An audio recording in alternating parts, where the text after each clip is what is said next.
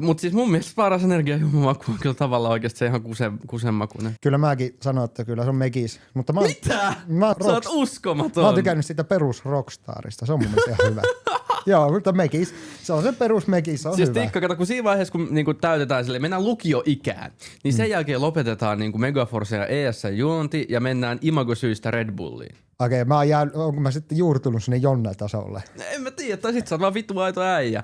Mutta eikö se ole vähän sama asia, niin kuin miettii vaikka esimerkiksi alkoholijuomiakin niin kuin kupari. Esimerkiksi sehän on liidin punainen, niin nehän on sitä halvinta. Onko sekin vähän niin kuin, että 18-vuotiaana saa juua, mutta sitten enää siitä 20. No se on vähän sama juttu, mutta siis kyllähän niinku Suomessa mennään niinku känniin hinnalla millä hyvänsä. Siis jos tilanne on se, että sä saat joko 15 kuparia tai 8 jotain toista kaljaa, niin kyllä sä 15 kuparia ostat. Et eihän ne niinku, jos kaljat loppuu kesken, niin sit on kyllä paska juttu ja oikeesti. sitten